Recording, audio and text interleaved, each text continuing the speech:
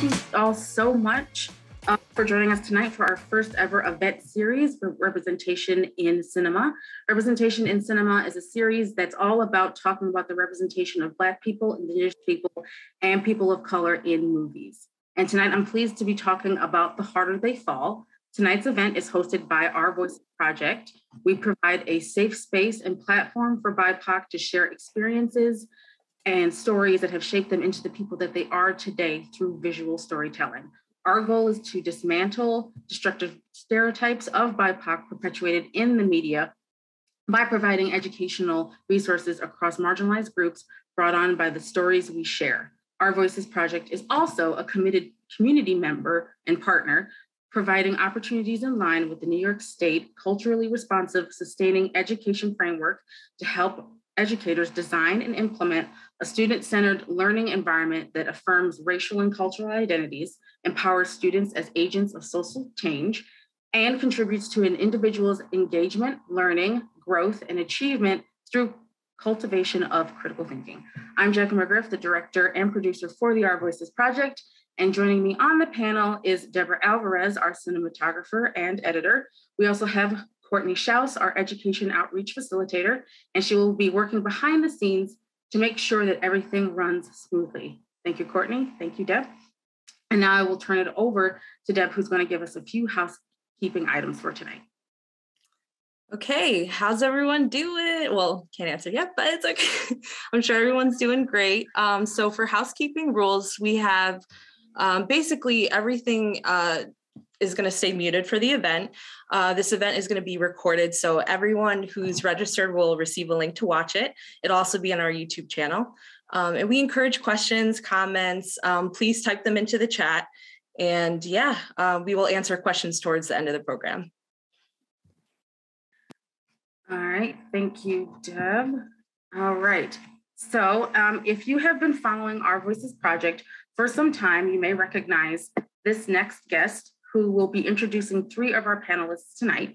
Justin Connor is a senior at Irondequoit High School, whose mission in life is to become a teacher with a focus on social studies while also teaching Black history in his classes. He also portrayed Bass Reeves, so he's our Bass Reeves, in the Black History Month series, a collaborative project between Irondequoit High School's Diversity Club Mosaic and Our Voices Project, where he highlighted many aspects of Bass Reeves' life and contributions to our society. Justin also gave a speech to the West Irondequoit Central School District Board of Education about the need for anti-racist curricula as a way to stop racial abuse and discrimination in schools. We welcome you to the panel, Justin. Thank you, Jackie. First, I'd like to introduce Dr. Katrina Overby. She is an assistant professor at the School of Communication at RIT. As an activist scholar, Dr. Overby researches Black Twitter, social media and culture, African-American cinema, race, and identity in television and popular culture and sports media. She's a Black film/media enthusiast and worked at the Black Film Center archive located at Indiana University, where she received her doctorate in 2019. In 2021, Dr. Overby published the article Red Bottoms, Gold, and Ass, the work of Serena Williams and the cover of Harper's Bazaar, and a co-authored book, chapter Black and Quarantined, celebrating Black identity during COVID-19 via Instagram. Next, I'd like to introduce Gabrielle Branigan, who is a teacher leader at the Anti-Racist Curriculum Project. She is a social studies teacher and a coach in Monroe County.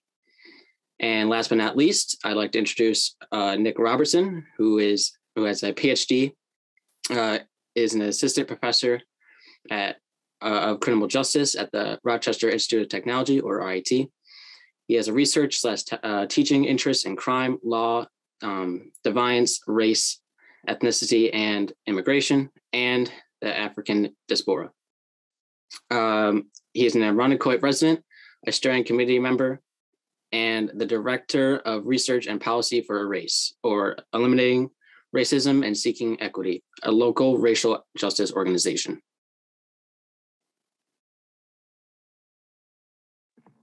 All right, thank you very much, Justin.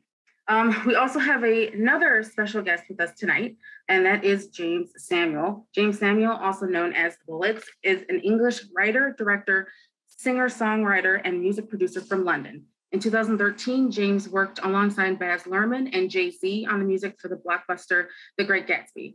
Jeymes served as the film's executive music consultant. He also, as you know, made his feature film debut with The Harder They Fall, released in November of 2021. We are absolutely honored to have you here with us tonight to talk about your film. All right, so let's start with what did we love and appreciate about the film? All right, and I'll start with you, Deb. All right, so the big thing, and I actually was not into Westerns growing up. Like my dad would watch them, but I would kind of just look and be like, oh, a bunch of old white guys, and just hanging around with some guns. And so I wasn't really getting into it. And then once I started really getting into this film, I just realized just like a whole new world that was not shown. And the biggest thing that I really appreciate of the film was the representation of the women and the strong roles that they played. I loved seeing that personally, and I think I don't see enough of that in that sort of genre, especially. So it was that impacted me the most. Katrina?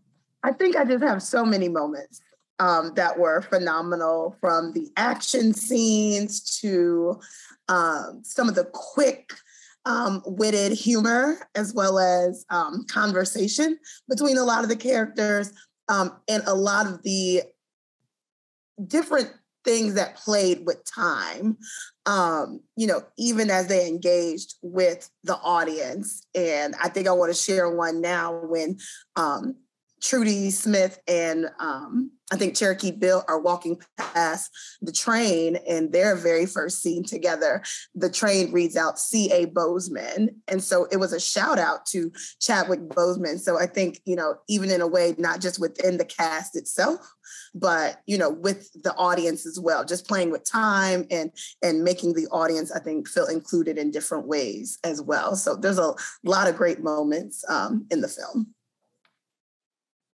Awesome. Nick? Sorry, let me unmute myself there. So in terms of what I loved and appreciated about the film, I guess 4 things I'll mention here, but there were many others, but I'll stick to 4 here. First and foremost, the soundtrack. I really enjoyed the soundtrack. I'm Jamaican, and I grew up in Jamaica, and I read and watched Westerns growing up in Jamaica. That was part of the culture. And American country music was quite popular in Jamaica. I don't know if people know that. But I really liked the soundtrack. Even though it was not specific to the period, it was really interested in that it encompassed music of the entire African diaspora. There were significant amounts of reggae within the film. There was hip hop, R&B, even some Christian, maybe some soul music in there. So I really liked the connection to the entire diaspora there, even though this is a story about the American West. In terms of gender, I like the depiction of both men and women. And one of the female characters here is what we might now refer to as potentially transgender. So I like that kind of in terms of her dress and so forth. So I like that connection too. In terms of representation of women and different types of females, so to speak. Overall, though, I thought it was really important then that this film puts Black people back into the public imagination of the American West. Like, very much missing from the public imagination of the American West are Black people. There's like no Black people there, but we know that approximately 25% of cowboys were Black. And there were Black towns that were established in the West as a refuge from white racism and violence, right? And so it's in terms of the public imagination, somewhat of a corrective in that, these people are out there and existed. I also like the portrayal of Black ownership of various businesses, and their kind of entrepreneurial spirit, and even them establishing their own towns, once again, as a refuge for white racism in the American West. But I'll leave it there for the others. Gabrielle? So I agree with Katrina, just the wit and the humor was phenomenal. But I did grow up watching Westerns, similarly to Nick. And my favorite part about the film is that it kind of disrupts the like whites versus Indians narrative, right? And so this is the first Western I've ever watched where I saw myself. And that in and of itself was fun for me. So I was hooked.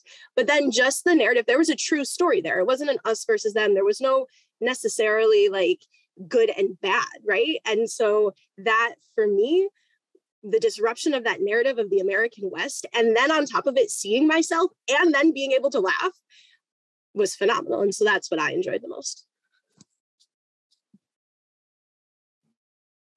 And Justin, what do you love and appreciate? For me, it was the representation of Black people, because right now I'm not seeing a lot of like strong representation of African Americans in movies and in books and around my school. So it was really nice to see like a really strong representation of great Black characters and great Black historical figures that I learned about, and seeing them portrayed so well. And it kept me really interested. Usually Westerns aren't really my type. I'm more like a comedy or action kind of guy, but this had just about all of that. So it incorporated a bunch of stuff that I liked, and it kept me really hooked. So that's what I liked. Thank you. And I will also share what I really appreciated about the film. So I am also someone who grew up in Westerns, mostly Clint Eastwood and like Tombstone and stuff like that. And I really did enjoy watching those, but like to see the harder they fall, especially like just us having our own thing. I think what frustrates me the most is like oftentimes there are movies that are made and then like then we get like the Black version like of that movie, when I'm like, we have our own stories. We have our stories to tell. The fact that there's a thriving neighborhood, right? Like there's a thriving community, people own businesses. So you have business owners, you have outlaws, right? And I think also too, like the way in which we glamorize, outlaws, especially given like the number of Westerns that we've had, without any non-Black people, or at least not having or non-white people rather, but like having non-white people also, constantly either just completely written out or, having roles, that really don't serve us. Like a lot of that, I think for me, just like looking at this film, I really did appreciate that about the film, is that like we're like in the same, to me at least, it was like holding that same kind of like respect and like honor for these people who are outlaws and aren't necessarily, following the rules and everything. They're just doing their own thing. They're trying to get, they're getting by. At the same time, they're these like really badass people. Like, and so I really did appreciate that. It's like, it stands on its own. Yeah. And then that's someone who grew up on Westerns. I absolutely appreciate that about the film. To Jeymes, and I know like as filmmakers, we're not supposed to like talk about our own films as like, I love this about the film. I do. Supposed to, but we talk about our films all the time. We're like, this was amazing. So like, I want to know what you appreciated about the story. For me, it's interesting with filmmakers, right? They, growing up, I watched directors.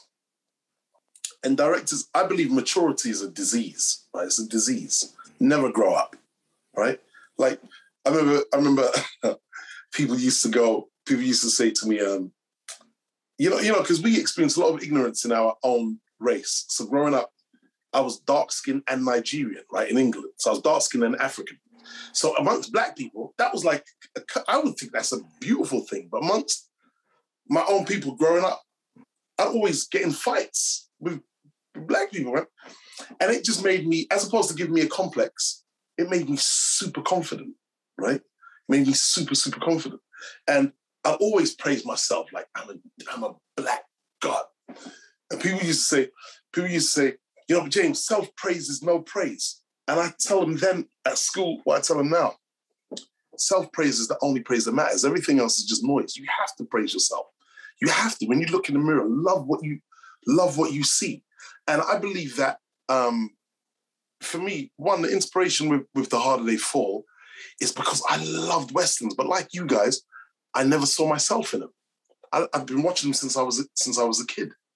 And you would see, imagine there is a whole genre, Unforgiven, of Clint Eastwood. We mentioned Clint Eastwood.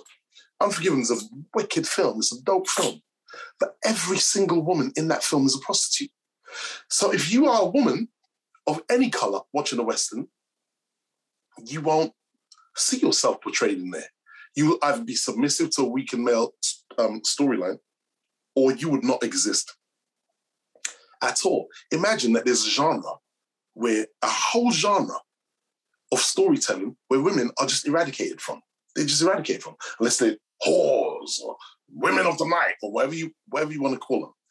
And if you're a person of color in the Old West, you're either subservient or they always give you reason. They always give us reason for us being there, right? Django, an ex-slave. There's always some kind of reason. The Man Who Shot Liberty Valance, which is a wicked film. Woody Strode's in it playing Pompey, but he can't drink in the bar. There's always some reason where such is not the case. As our brother Nick was saying, like 1 in 4 cowboys was black. The name cowboy was for black people. White people were called cowhands, right? Cowboy was like boy. It's what happened when black people were looking after on the ranches and stuff. And then Hollywood kind of misappropriated the term and the vision of what was the Old West. So when I read that, I reimagined it, or I remixed it, or I revisioned it. It's a revisionist Western. It's actually not. Hollywood did that with the Western they talk. This, to me, is a more accurate portrayal of what would have happened. Black people were living amongst themselves in their own towns. They were self-sufficient. They had their own businesses, and they weren't under the thumb of whitey or of the man. This is a myth, but we are so conditioned to not only believe that we didn't exist, we accept the portrayals of us that they give us. So before we start, I would take something like Django, and this is like Quentin Tarantino bashing. I made a short film, They Die by Dawn, before he made Django. It was released after, but I actually shot it before he shot Django.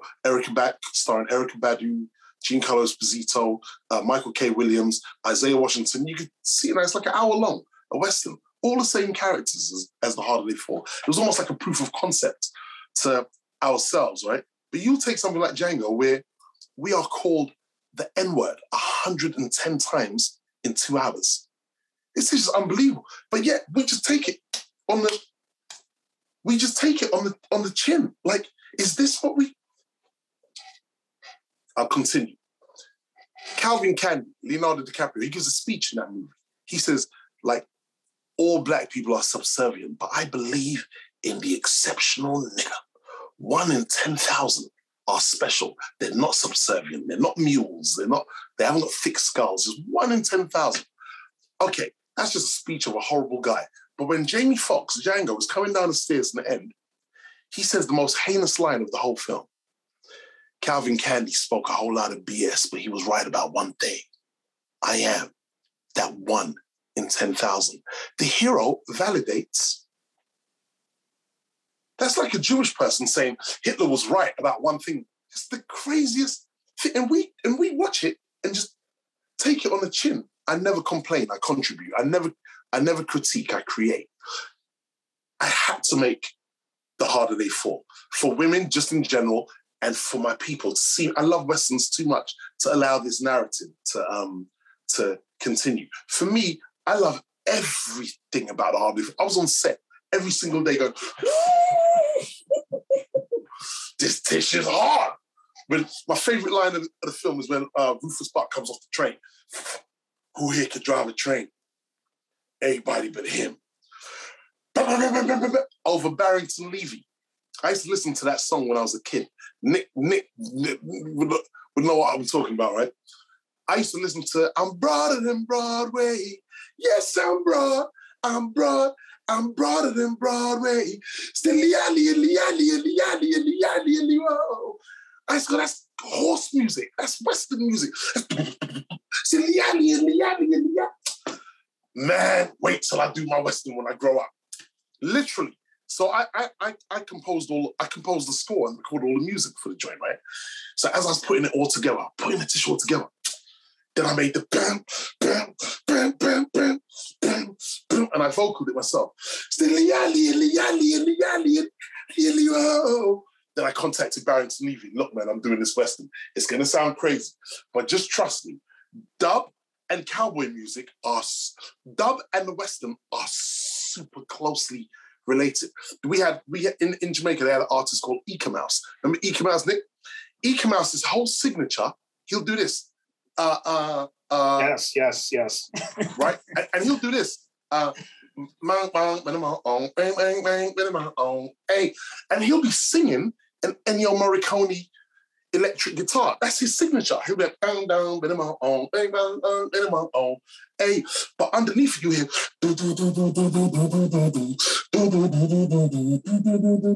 jing, jing, jing, and it's so cinematic. It's just the two worlds have never combined before. And then the Lord gave the world Jeymes Samuel, and I will bring the two worlds together like He-Man and Skeletor swords. Remember those? They'll just combine together by the powers of Grayskull. So for me, like I would listen to Fella. I said, this is cowboy music. This fits on a Western. But I want to present all of the tropes they give you in the Old West and rip them out in front of you. So Jim Beckworth, we love Jim Beckworth. Ready for a gunfight. He gets killed on 3. Countdown from 5, 4, 3. While all the men are shooting each other, the women, let's go. Throw away the guns and have a fist fight over Fella saying, let's start what we have come into the room to do. Dun, dun, dun, dun, dun, dun. Like, and Regina, she throws a punch right ahead. So for me, it's all like I love presenting us an idea and tricking us into or tricking our own foolishness. Like the minute we hear color, we think of people. So Bill Pickett goes, rob the bank where? Yo, Mayville. Mayville? That's a white town.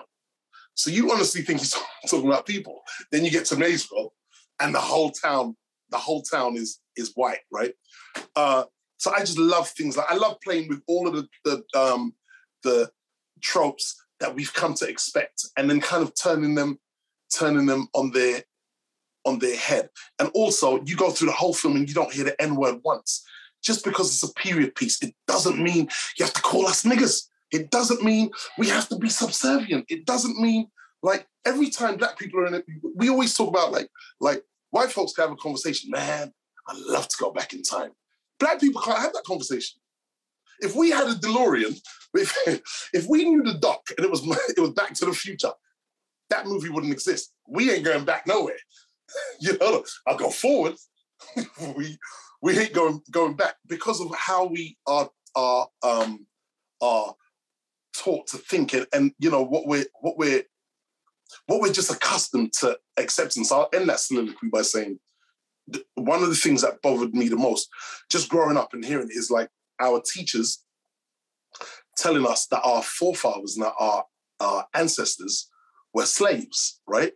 And they'll tell us that our ancestors were slaves. All over the world, they'll teach this. Like when slavery happened, our ancestors, the people that came before us, they were slaves.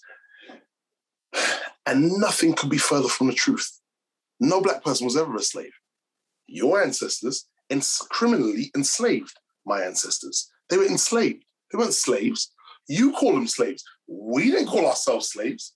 We were, as far as we were concerned, we were free. You guys just criminally enslaved us. But when you're teaching us that we were slaves and you're teaching us, then you're still teaching us subservience even today.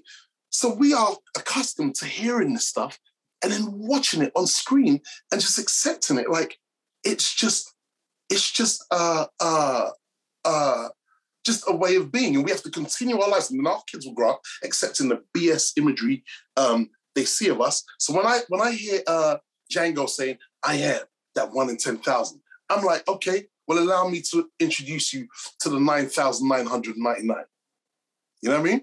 Anyway, so I love the whole film, and I could talk for hours and hours and hours, but seriously, man, I can hear you talk for hours and hours like, just about this film. I'm going to tell you right now, I think I've watched, and I'm not exaggerating, I think I've watched it about 20 times, and I'll watch it. Oh, thank you, man. Yes, because it is, you seriously just like delivered an entire word.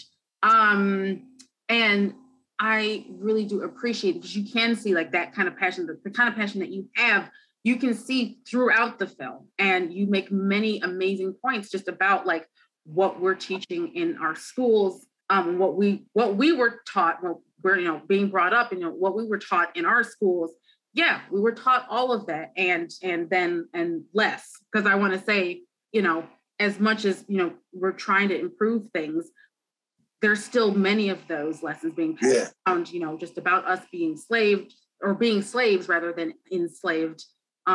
Also, with us being not having contributed, to society, when really there are millions of people who built up America. Like that was it. Yeah. It's not shown in our textbooks.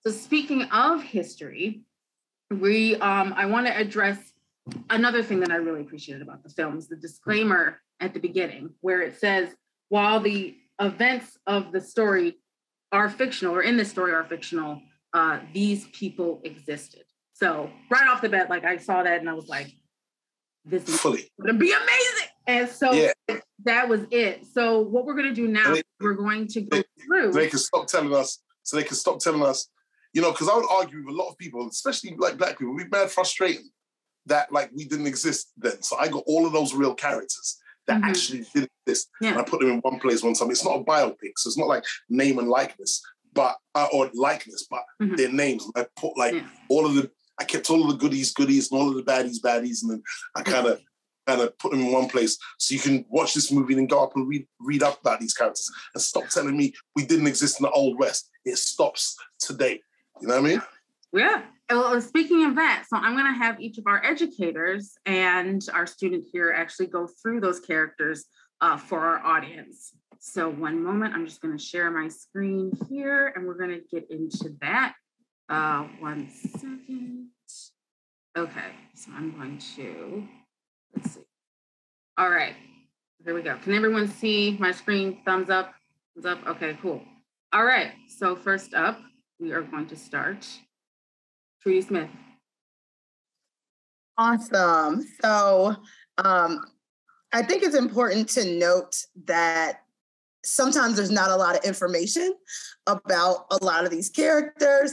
And Trudy, treacherous Trudy Smith is probably one of those that there might be even less information about. Almost literally could not find anything. And they say that there's actually probably only one known photo of Trudy Smith, but also who this character was played by. They did a phenomenal job. And she is actually one of my favorite actresses of all time, Regina King. And I do want to say now, just while we're in this space, to continue to lift up Regina King, who recently lost her son suddenly, and tragically last month. So lifting her continuously after having such a high with this film and then having to go through such a low with someone she considered to be like her best friend.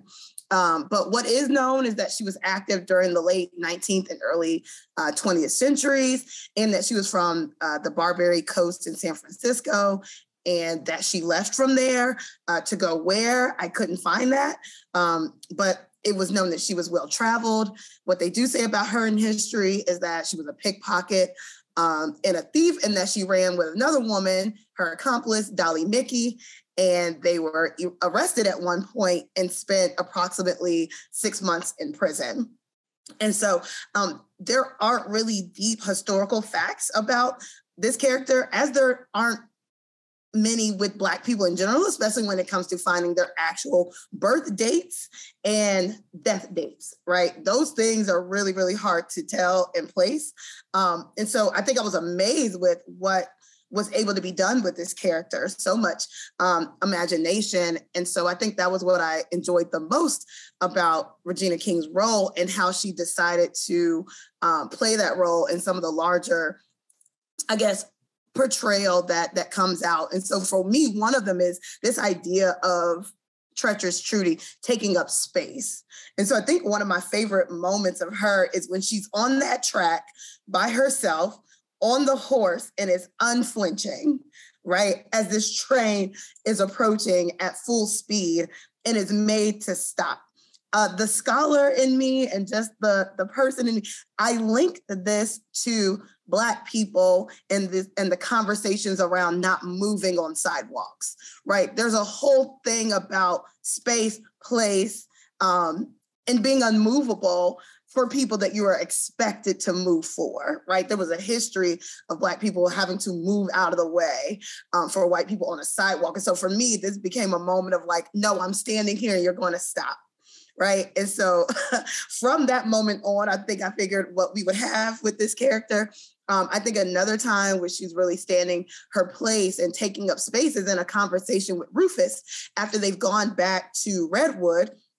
And she's looking at him and she's asking, you decided to leave all of this to Wiley and not to me.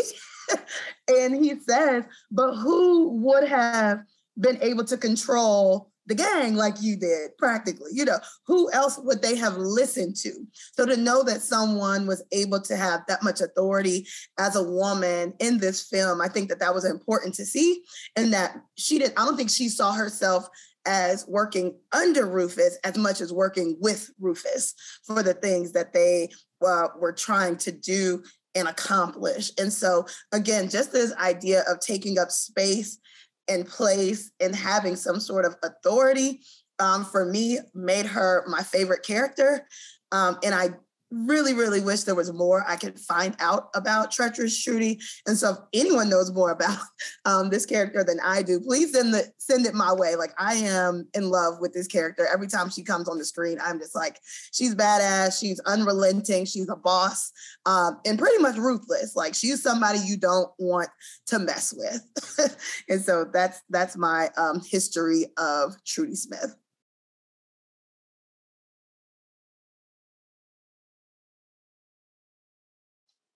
That was awesome.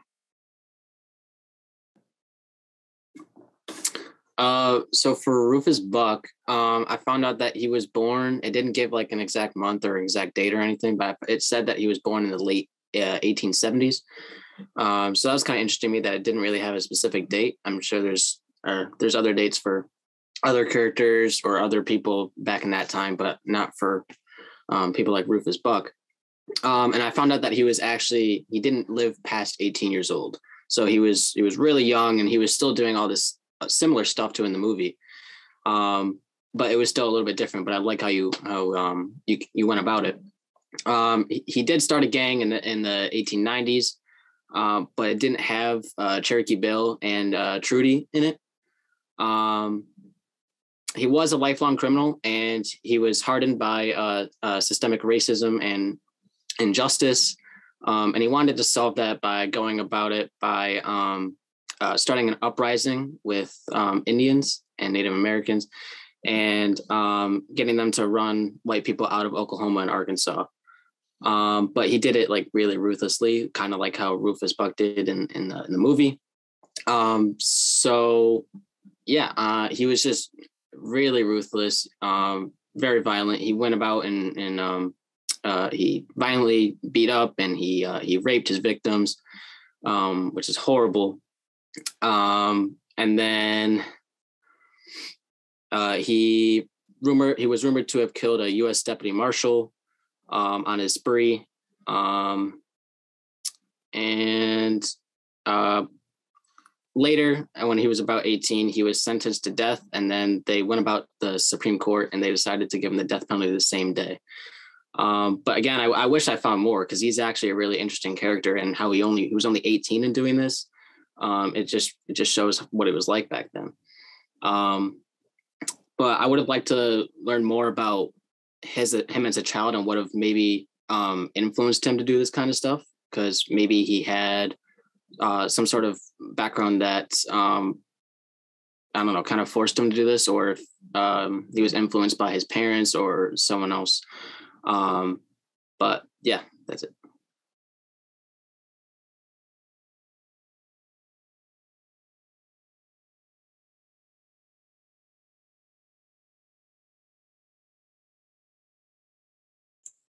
All right. I'll begin to speak about, give us a little bit of a historical background on Cherokee Bill. He didn't live a very long life.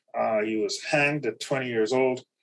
He was mixed race, as you can potentially see from this picture here. And he was born Crawford Goldsby. He was supposedly killed around 16 to 13 individuals, men, I think, exclusively, and robbed people in what was referred to and still referred to some degree as Indian territory, primarily Oklahoma. He was born in 1876, a citizen of the Cherokee Nation, who had freed their slaves in 1863, 5 months after Lincoln issued the Emancipation Proclamation. So, this history complicates the idea of the relationship between natives and blacks, right? Blacks were free people and slaves, or enslaved in Native American Indian, so-called Indian territory. His father, George Goldsby, was a light-skinned, what at the time was referred to as mulatto, able to pass as white or black, and his dad served in the Union Army and as a Buffalo soldier. His mother was half black, 1/4 Cherokee, and 1/4 white. After the Civil War, Goldsby, Crawford was Cherokee Bill. He went back south to Selma, but he got into an altercation where he was almost lynched by Confederate soldiers who recognized him from a previous battle. He left Selma and headed to Indian Territory. This is the father, right? When he joined the 10th Cavalry in 1867. And in 1872, he met his wife, who worked as a servant in the Army. There were 2 other children in the family, Georgia, which is Cherokee Bill's older sister, and Clarence, which is his younger brother, Cherokee Bill in the middle. In 1878, in a neighboring town where they lived, black troopers and drunk white cowboys and hunters got into an argument, which led to a shootout where a hunter and a trooper was killed and 3 others were wounded. George, the Cherokee Bill's father, who was now a sergeant, had to leave town and basically abandon his family. He would later remarry a 16-year-old white woman, and they went to Kansas and have 6 children. Ellen, which is the mother of Cherokee Bill, sent 7-year-old Cherokee Bill to live, and his older sister to live with their father in Kansas when he had remarried and moved to Kansas in 1883. When Crawford was 12, his father moved back to Indian Territory, and Crawford, Cherokee Bill, went and lived with his mother and stepfather. He didn't get along with his stepfather and attempted to live with other family members, his sister who had gotten married, but he didn't get along with them either. And by his 18th birthday, he was in trouble with the law, and he went on to commit a number of robberies of people, stores, trains, etc. He came together with others in a gang. Eventually, he was killed or hung, actually, after being lured by lawmen to visit a woman who was of interest to him. And he was captured and eventually sentenced to death and hung after 2 trials, basically. So that's kind of a brief overview of Cherokee Bill's life.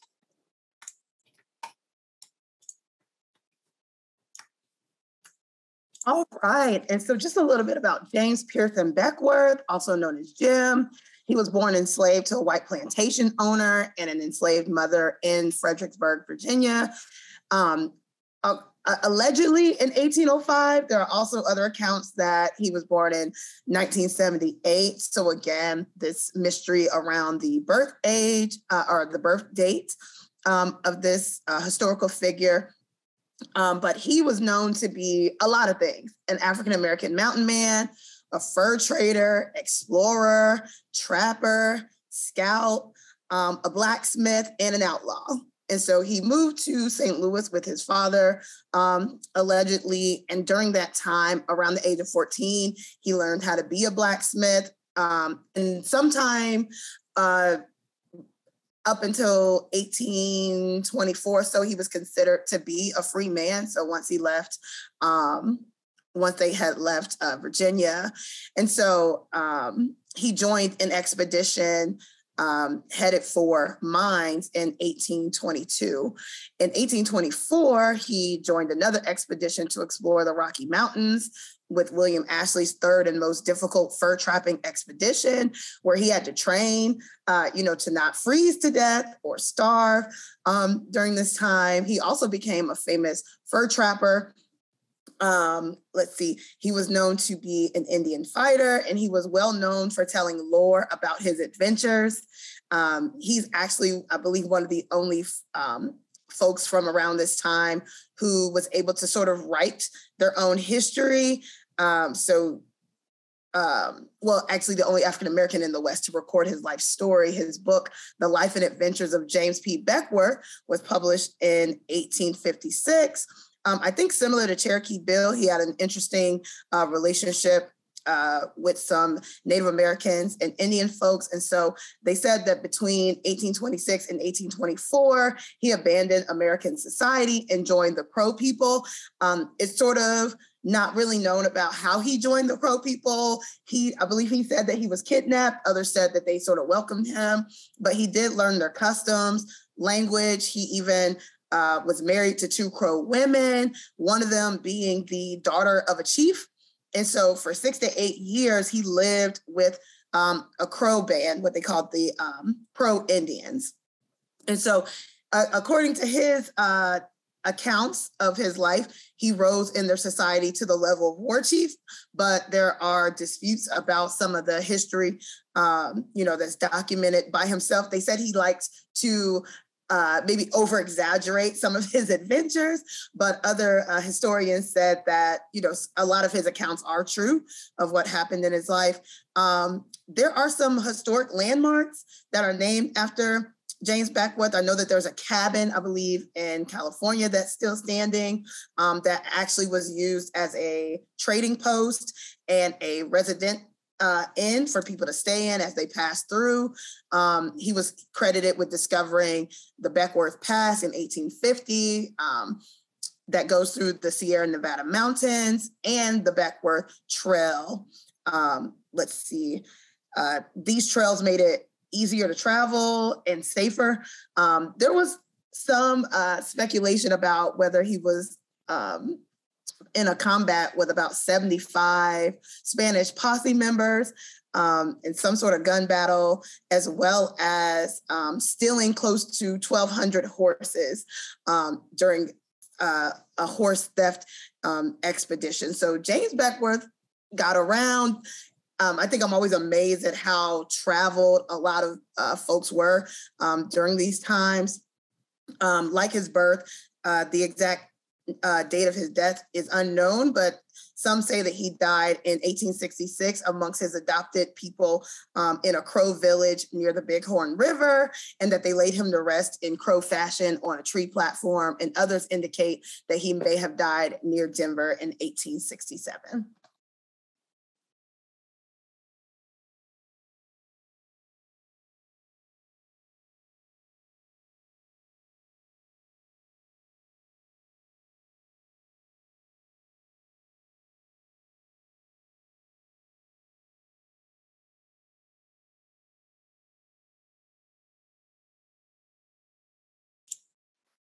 Hi, how are you? Sorry about that. A little late on my prompt here. Nat Love, I wasn't able to find a ton of information on Nat Love, but he was born into plantation slavery. It's important to note that most slaves in the United States did not work on plantations in the sense that we think of like cotton plantations.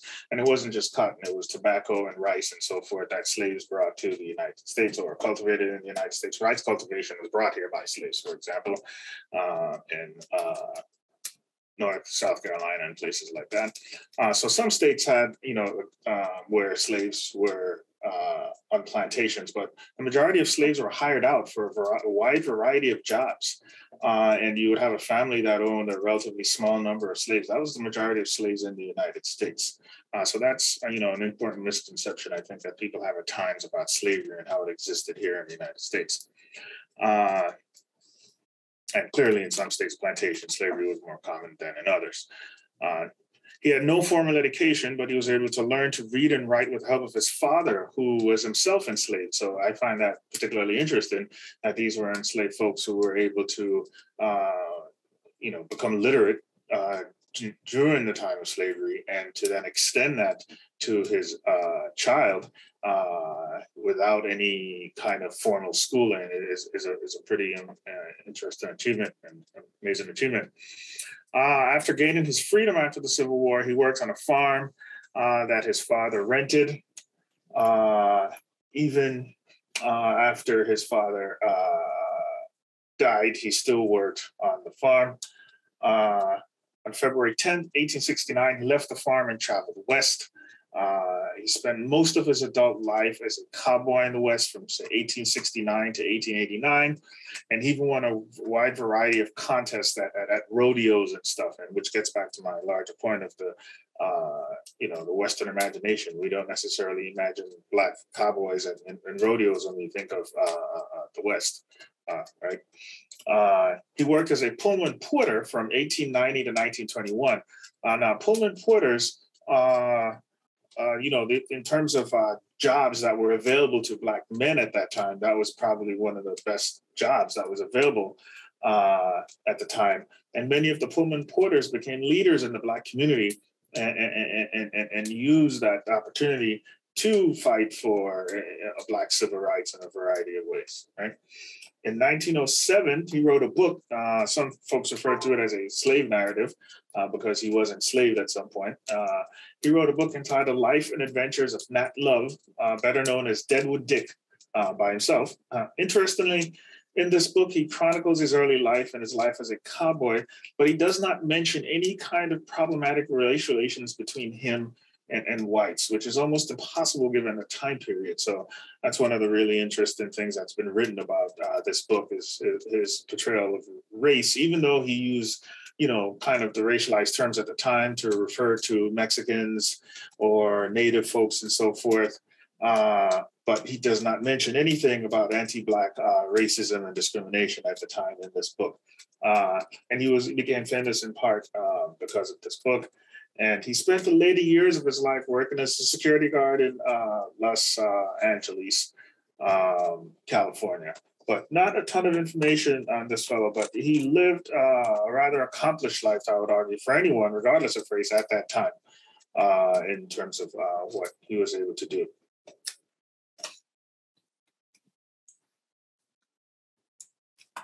All right, so for Mary Fields, as with so many of the other characters, because she was born enslaved, while meticulous records were kept of who was bought and sold, dates and birthdays and marriage records were not necessarily kept. So we don't have a date for when Mary Fields was born. We do know she was born in Tennessee. We know that she was born in the 1830s. That's our best guess. She was born enslaved. And it was interesting because as I started to research Mary Fields, you start to get more of the story that's left over is her legacy and her as a character. And people who knew her, viewing her more as like this character, this big, tall woman, right? She was about 6 foot tall, about 200 pounds. And she's become kind of more of this legend than she is an actual historical figure. The more you dig into it, you kind of start to uncover and pull back some of those layers. And so as best we can tell, she, after the Emancipation Proclamation, ends up in Montana at a convent. And this does not become a nun. She was not a Catholic nun, but she worked there kind of doing odds and ends, being groundskeeper essentially, right? And doing the things that has the nuns quoted that the nuns couldn't do. And there's a dispute over why she leaves the convent. Some sources say that she was fired. Some say she left of her own. Some say that the person who hired her, friends or friendly relations that she had, passed away, and so she had to leave. But whatever the means are, she ends up leaving and she goes to Cascade, Montana. And it's worth noting that in Cascade, Montana, she was the only Black woman. But this is where we get into this idea of her as a person versus her as a character. The baseball team in Cascade, Montana, while she was alive, used her as their mascot, right? And so on one hand, you have this kind of deeply rooted idea of respect. And here's this woman who we highly respect and we look up to, but she's the mascot for the baseball team.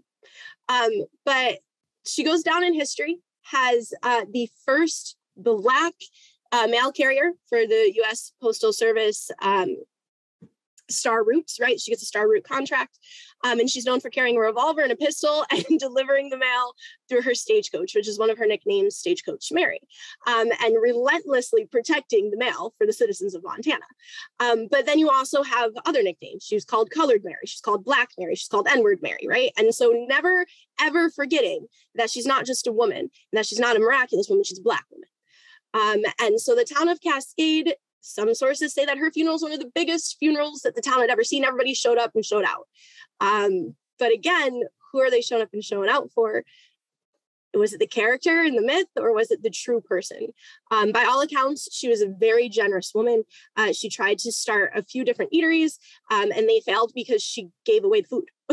She fed anybody who couldn't afford it, and she didn't collect the money. And so Stagecoach Mary is a legendary woman, and is on the Montana history page, right? The state of Montana history page as a historical figure, but a lot of that is covered in this character, in this mascot that's been created.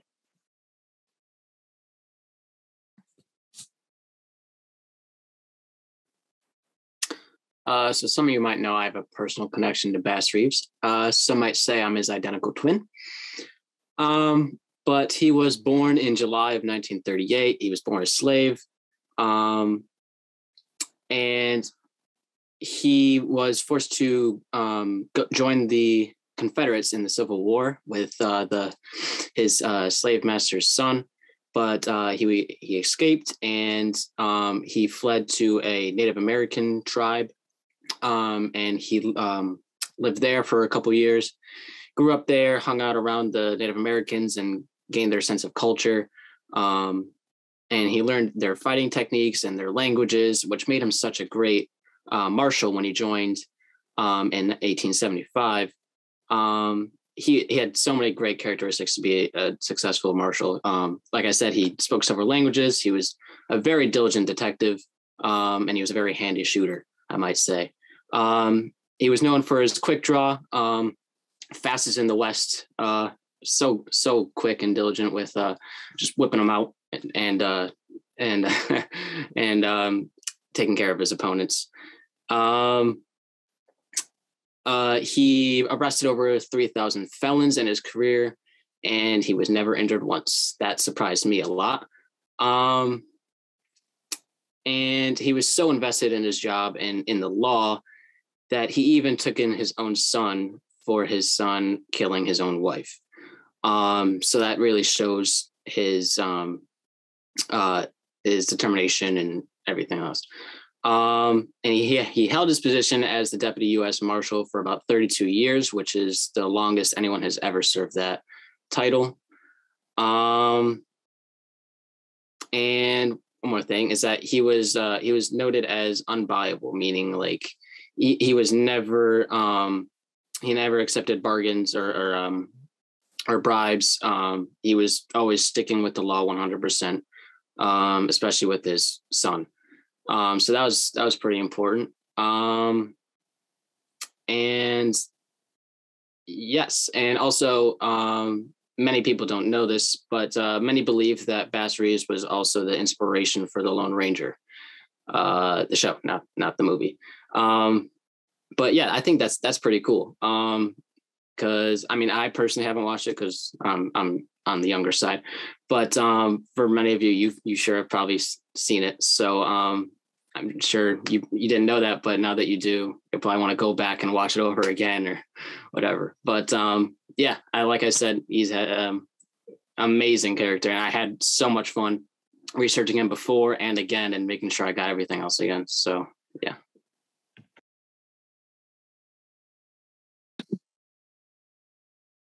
Justin, thank you for so gently calling all of us old. That was very gentle. That was Of course. All right, so Bill Pickett. My favorite thing about Bill Pickett that I found out in conducting the research is that Bill Pickett was born free and was educated, which I think when we are looking at historical figures, especially historical figures of color, that is not highlighted, right? We're not looking at historical figures who were educated necessarily in the traditional sense or who were even born free. Those aren't the stories that come to the forefront. So I was really excited to find that out as I was reading and learning about him. So to that point, Bill Pickett was born free in Texas. He attended primary school up until 5th grade. He was mixed race, so Native American and Black. His father, at least in my research, was enslaved and then was in Texas. And he became part of the national rodeo circuit. And so Bill Pickett is known for being a cowboy in the rodeos.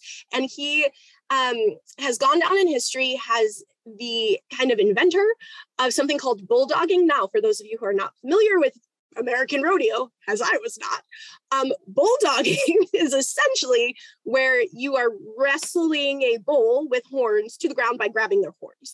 And legend has it that Bill Pickett, the first time he did this in a show, was wrestling a steer to the ground because it was so unruly and they couldn't catch it, they couldn't rope it, etc. And he actually bit the mouth of the steer with his mouth, with his teeth. He bit him, and then that's where the name bulldogging comes from. And now from what I can tell, it is an activity in the rodeo that people do today, and it's a practice, right? And so Bill Pickett is in the National Rodeo Hall of Fame. He is also in the Pro Rodeo Hall of Fame and Museum of the American Cowboy in Colorado Springs. He unfortunately was killed. He was kicked by a horse and he died a few days later of his injuries.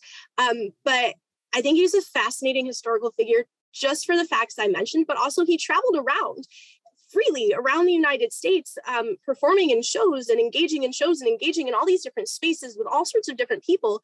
And often sometimes was involved in code switching. So in my research, it came up that he oftentimes would kind of lean more into his Native American heritage and claim that he's not Black, he's Native American in order to be let into some rodeo spaces. And so as a biracial person, I find that very interesting.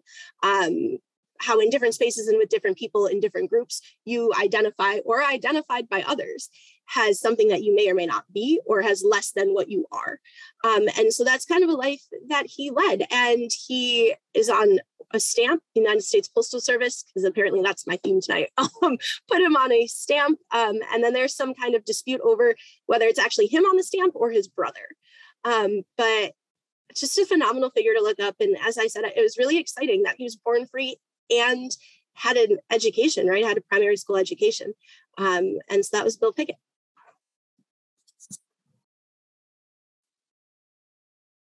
Awesome. And I'll close this out with Cathay Williams, who's played by Danielle Deadweiler in the film and is a part of the Nat Love gang. Cathay Williams is the only documented Black woman and the first known woman to enlist in the United States Army in the 19th century.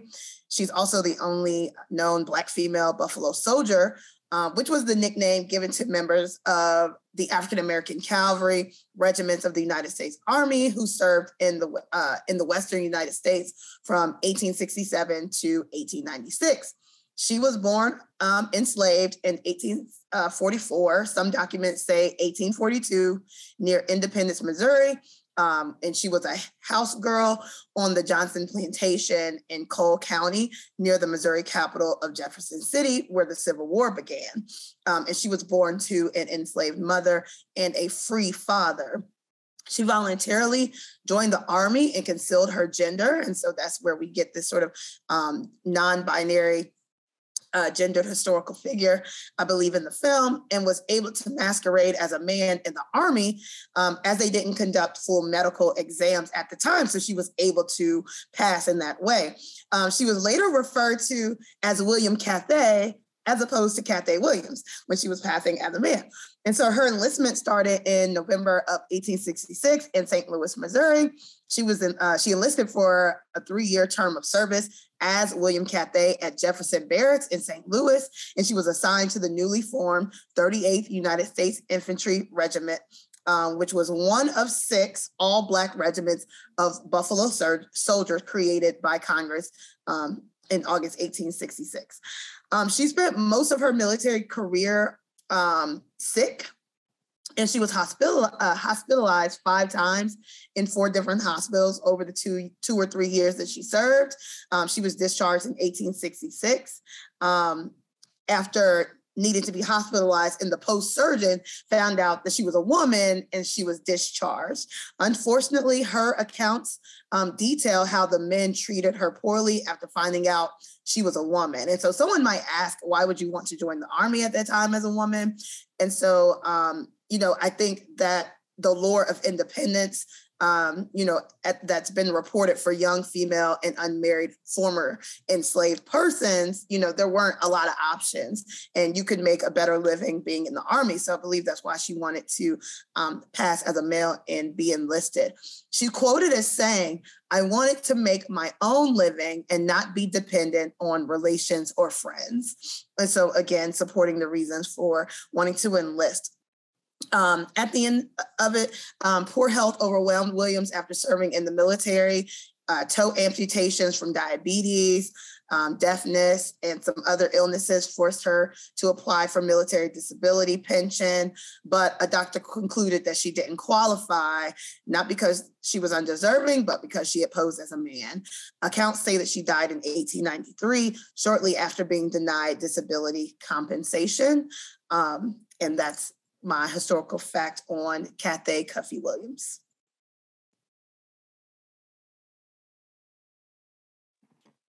Hey, thank you all. That was an amazing, those were amazing lessons, about each and every one of them. And I know when I go back and watch the film, I'm definitely going to have all of those like in the back of my head. So yeah, thank you for that. I hope you all learned a lot with that, as I'm sure I know I did. Now with Jeymes, I wanted to pose you a question as well. Given all these characters and everything, what was the reasoning behind choosing these specific characters, these figures? Firstly, that was amazing listening to all you guys speak back. This is a really amazing thing. Imagine what I would have been doing right now. I would have been just literally doing something that wasn't this. I could have been doing this instead of that something. So this is awesome. The reason I chose these specific characters, there's such a wealth of, there was a version of the script where I had both Trudy Smith and Dolly Mickey in it, right? So, but when I go back to the Old West, and I'm going to bring in more folks like Ism Dart, there's so many more people, in the Old West. For the story I wanted to tell, obviously these guys didn't know each other. They didn't occupy the same space. So it was a fictional story. But one, I love Nat Love, right? The character Nat Love. This guy wrote his own autobiography. As far as he was concerned, he's such a G. I'm writing my story myself, right? And when you're telling your own story, you start embellishing stuff. So I don't know what he embellished and what he didn't, but it's just such a he took such a G stance on his own life. I was like, okay, he's my protagonist. Also, his name, Nat Love, the story I wanted to tell. Because the story of the Hardaway Fall has been going on in all communities since the beginning of time, but it's prevalent in the Black community. The violence, the never-ending cycle of violence we see. I needed to tell a story where two people are literally the same person doing the exact same thing. And it's just a cyclical loop, never-ending loop. This guy had his parents killed, so he's chasing the killer of his parents, finds the killer of his parents, and the guy killed his parents because his parents killed his parents. Rufus Buck's dad, if you watch it again, And Rufus Buck's dad, Theodore Love, played by Michael Beach, he says, we'll take this outside. Please leave my family out of this. And when you watch the end, you think, how audacious. That's when Rufus Buck, when this is my family, that's when Rufus Buck lifts up the guns. My family. The nerve of this dude, you killed my mum and killed my father. The idea of what a father's supposed to be. So, and the name Love, like, okay, Nat Love is my protagonist. And Rufus Buck, whatever his, they would convict us and then throw all other crimes on what it is we actually did. They do that today. They did that yesterday. It's been going on since the beginning of time. But whatever his crimes were, he wrote a poem in prison. He was a man that just was not, he was a kid that just wasn't having it. And he had a gang.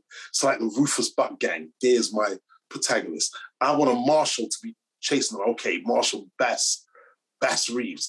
There's the marshal. Bill, I need someone trustworthy to run with Nat Love. Bill Pickett, the bulldog, the man that invented bulldogging, the rodeo G. Then I need like a quick draw, right? I need a quick draw. I love the name Jim Beckworth. Beckworth. And these people were unlike a lot of people, the fact that these people, there was pictures of them even, to go and post for pictures, a big thing.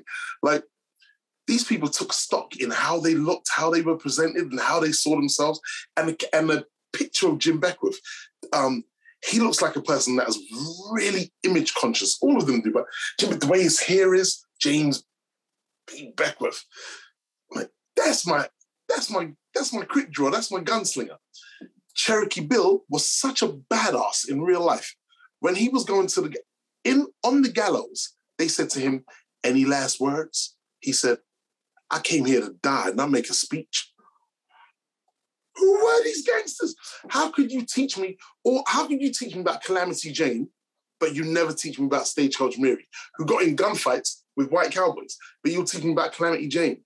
You'll teach me about Billy the Kid, but not teach me about Cherokee Bill. I used to love that musical, Calamity Jane, when I was a kid. I know all the words to the Windy City. I just got back from the Windy City. Windy City is mighty pretty, but they ain't got what we got. No, siree. They got shacks up 7 stories, never need any more than glows but steps from our doorway. We got them for free. They got those minstrel shows, party lady with the big chapel, private lawns, public bars, for the sake of civic virtues. They've got fountain there that squirt you. I got a point. I just got back from the Windy City. The Windy City is mighty pretty, but they ain't got what we got. I'm telling you, boy, we got more style than Deborah sitting in the whole of Illinois. Okay, how come I know all the words to Doris Day's Windy City while she's playing Calamity Jane, but I've never heard of Nat Love? This is criminal. Okay, so I'll grab like all the ones that kind of spoke to me. Gertrude Smith. I love the fact that Gertrude Smith was a pickpocket. You read the only information about her is she was a pickpocket who wouldn't stop at murder to get Smith. Okay, that means you're a murderer who will sometimes pickpocket. You're not a pickpocket who wouldn't stop at murder. Like, you're a murderer. The murderer comes before pickpocketing in the character description. And that always made me, as sadistic as always made me kind of laugh. Like, these people are gangsters, right? And then they just disappear. Or we never kept records. So they all, when you look at them, speak to who they kind of played in the movie and then why I pulled them in. Gertrude Smith and these larger-than-life characters. I needed kind of larger-than-life actors to play them. And that was my main inspiration for drawing those particular ones for this particular story. You know what I mean? No, that is fantastic. Thank you for that. So as far as like pulling then those actors to play those specific characters, then did you so how much involvement did you have with casting, or like were you the one basically making the casting decision, or was that like the responsibility? I would make the casting decision. Like I'm the writer, director, and composer, and producer of the movie, but my casting director was an absolute G. There was 3 people that I didn't already have, but or two people I already had. Idris Elba, who's my brother for years, right? Idris Elba was always Rufus Buck. And I cast Jonathan Majors before I'd seen anything he was in. I saw an interview of his, and I knew that he was my guy for Nat Love. And I wanted Regina King. So I think before we even got to casting, we contacted Regina's agent, Laurie Bartlett, who's now my good friend. We call her the Oracle.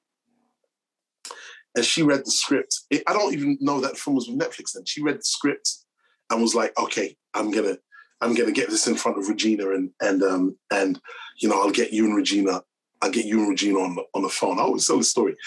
And it took a while to get Regina on the phone. She was shooting The Watchmen. And it took a while. I remember it took like a good couple of weeks. But Laurie was on it. And I've never had an agent help me so much, right? And she was just on it. No, I'm going to make this work. Like, Jeymes, I believe in you. I believe in you. Considering I hadn't directed a film before, Laurie, she just saw the future.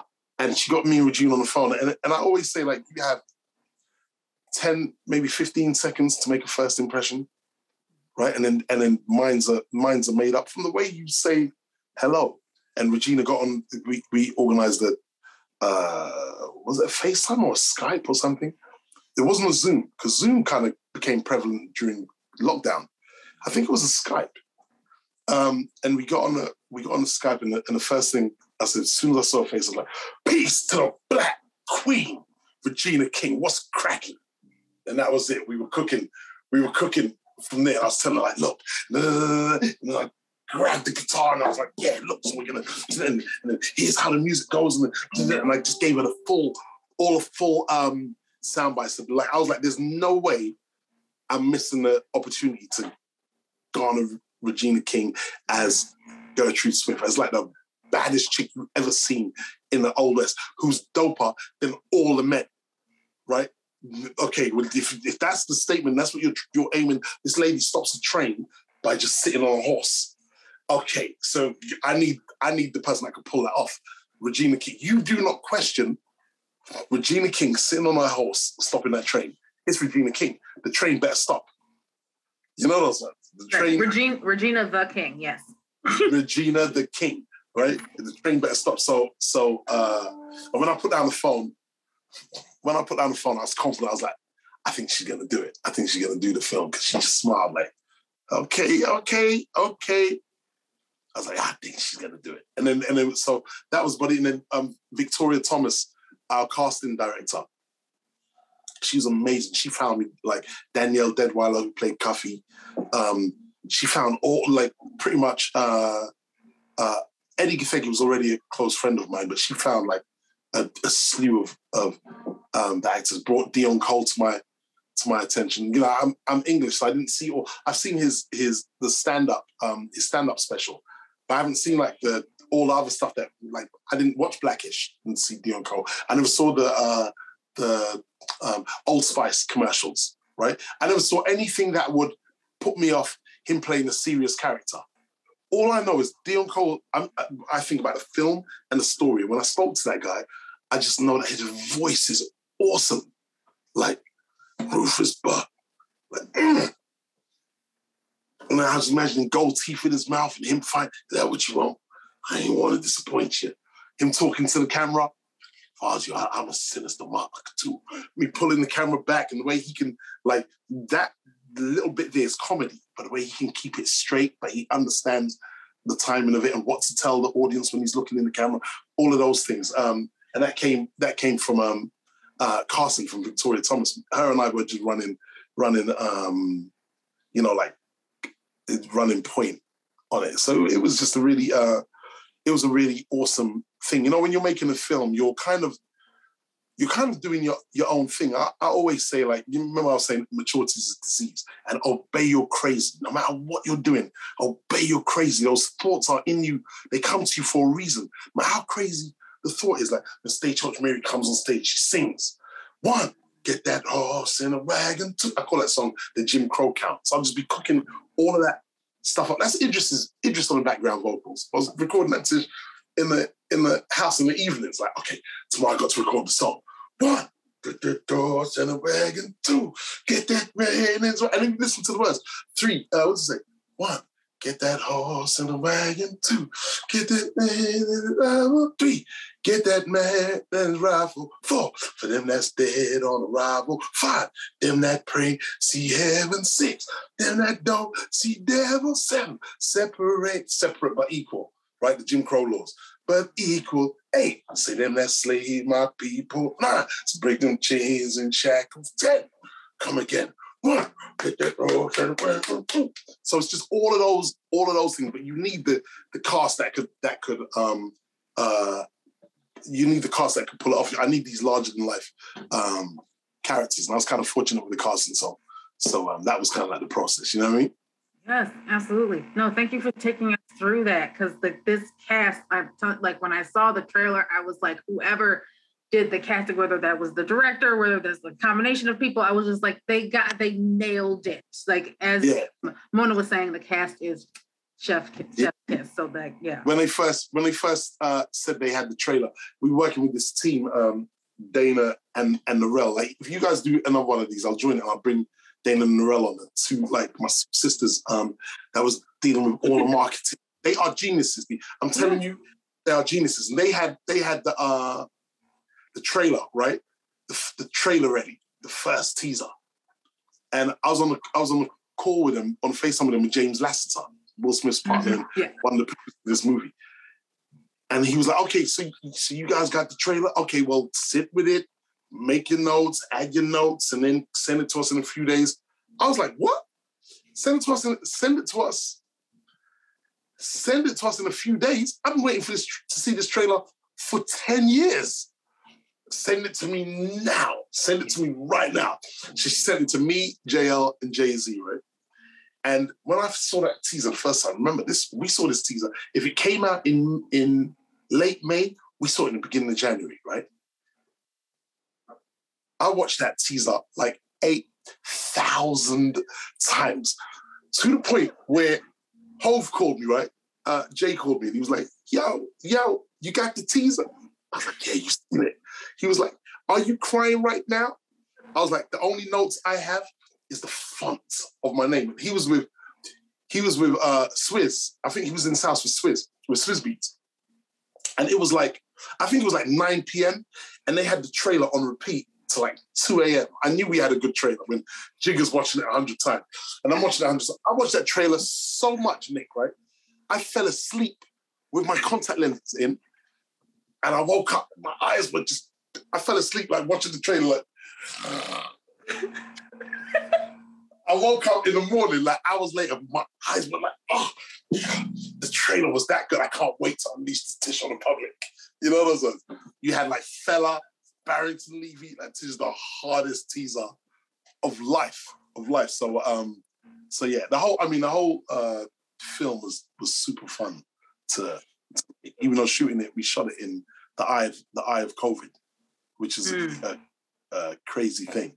You know, we were gearing up to shoot the movie. We were the day before filming, and we got shut down with COVID. And no one had COVID in the world, just Tom Hanks. And then it was announced Idris Elba on my set came down with COVID. So then we were all quarantining. We didn't know what this thing was, and then we shut down for 5 months.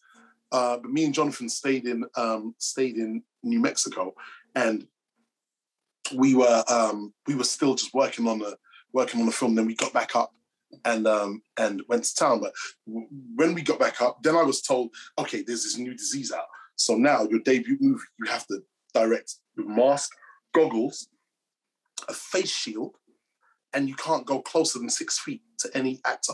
This is madness, right? So this is my debut movie. At this point, I was so gung-ho in I'm doing this movie.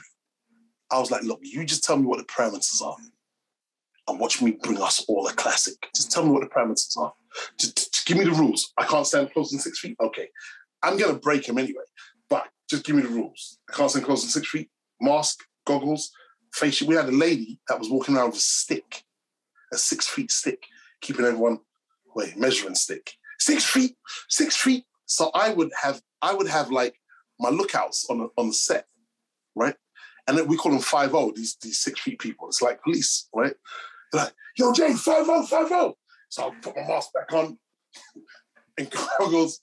But before then, my mask would be off. We'll be eating, scuffing, and we just turn everything into the hood and just making it. I always say, like, the making of the film we make is for the public, but the making of the film is for us. So you have to make sure you have an amazing time making it. So I was blasting music and jamming on set. It was an awesome thing.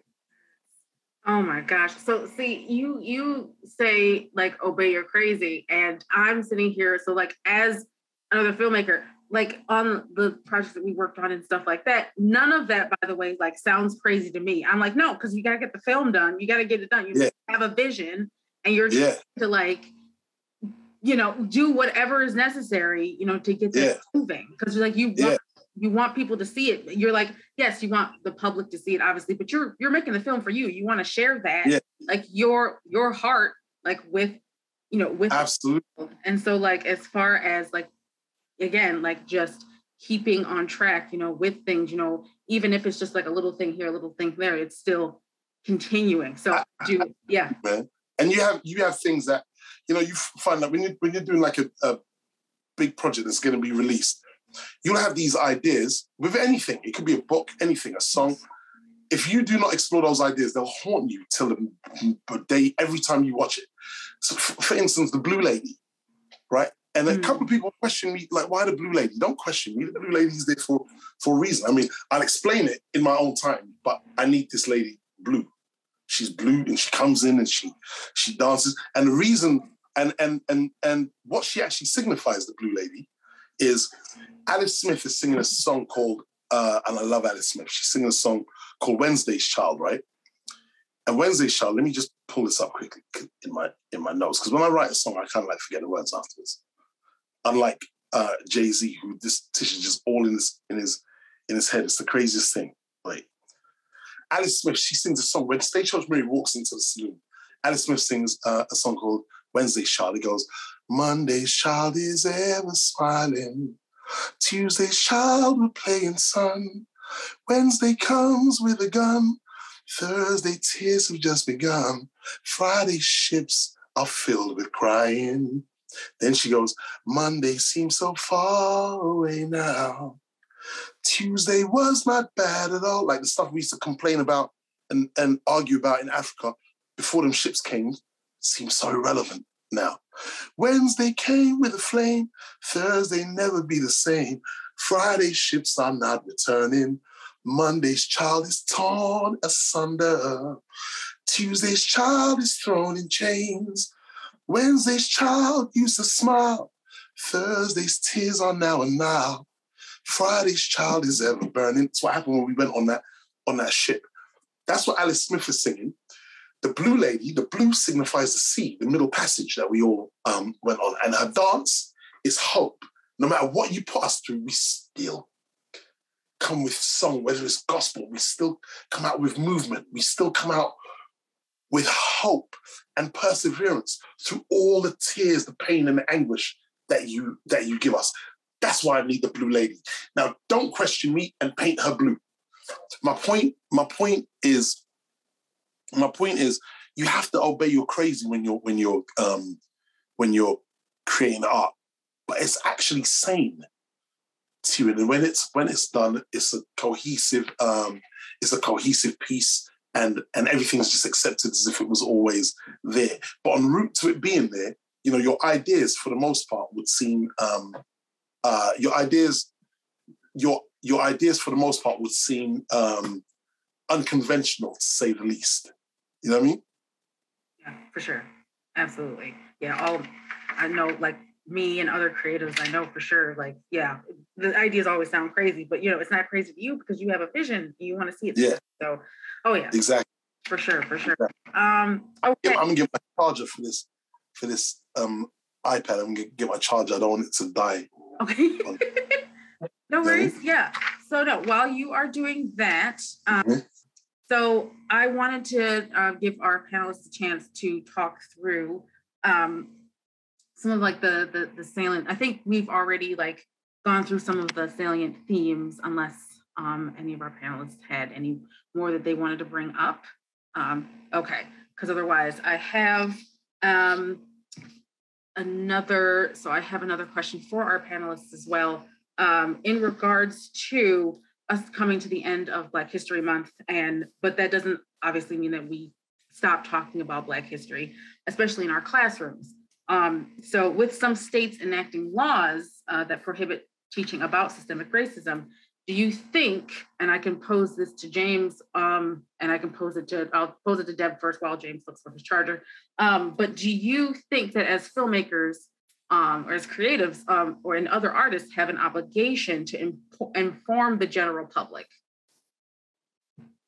Absolutely. Yeah. In short answer, yeah. There's just,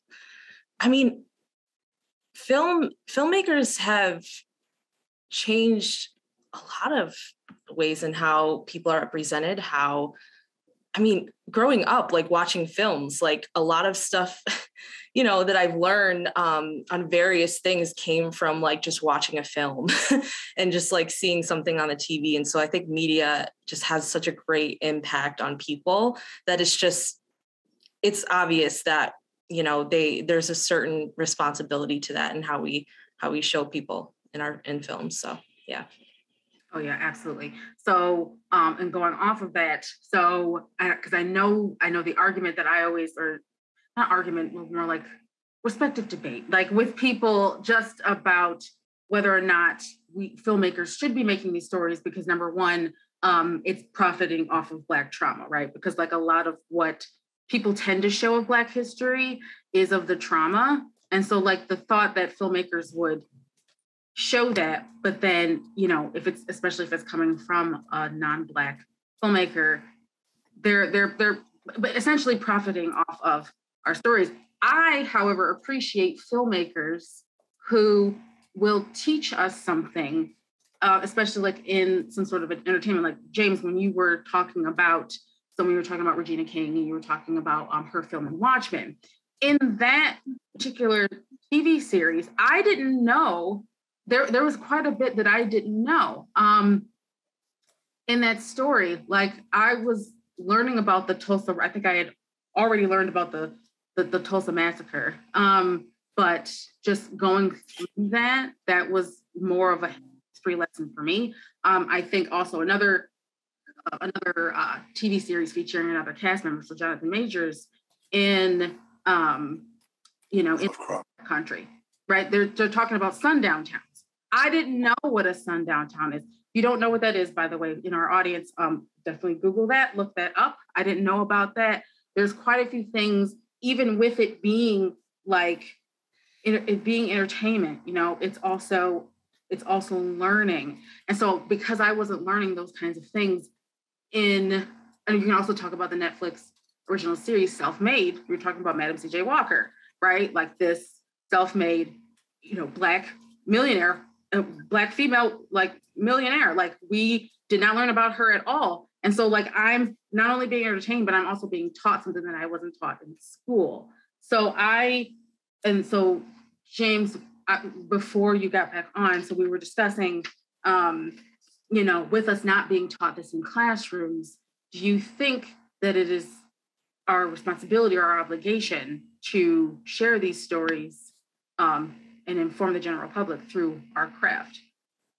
Yeah, I believe so. I mean, on one hand, look, like as a filmmaker, I want to go to space. I want to do some Close Encounters of the Third Kind to explore some, like, I'm a storyteller, right? So I want to tell stories and I'll continue to tell stories, but the film is such a huge canvas, right? You can entertain and still make a statement, right? It could still be learned. In the same breath, you'll have different type of filmmakers and different type of, sometimes you want to listen to Public Enemy, other times you want to listen to Young Thug. Sometimes you want to listen to Jay-Z, other times you want to listen to Kodak Black. Like, you have the same goes with storytelling. I think we should have a broad canvas of storytellers, right? It's interesting because I only want, let's call them lessons in entertainment by filmmakers with the skills, equipped with the skill set to tell me those. If you're a bad filmmaker, if you're not like, if you're not like that great a filmmaker, I would rather you stay away from. Don't be making some trash movie and teaching me, so people would think that those kind of stories are trash. I don't believe everyone has to do it, but I do think that it's such a you're having someone sit down and watch and listen for 2 hours. It'll be good if you can give them a little something too. I don't necessarily believe that every filmmaker has to do it. I don't believe every film you do has to be a teachable moment. Because, like I said, I love science fiction, but I do believe that it's such a big it's such a broad canvas you're painting this picture on. It'll be good to let your audience walk away with something. Now, having said that, not every story in a period piece has to be traumatic. You know what I mean? Like for me, The Harder They Fall, as much as we deal with the violence that happens in our community, for me, The Harder They Fall is a superhero movie.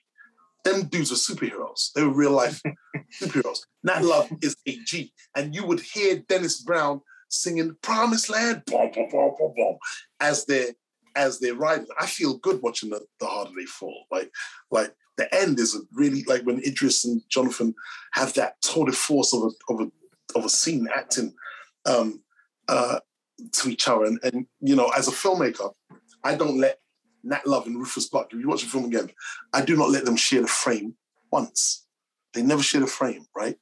And in the end scene, and the only time you kind of see them share the frame is in that shot that people think is CGI. It's not CGI, it's a practical shot of the camera right at the back of the mansion going right through. We built that mansion and built a cable shot right through. The only thing that we put in there, and we put the removable window, the only thing we put in there is the window. So the camera could go through the window. It's a practical shot, right?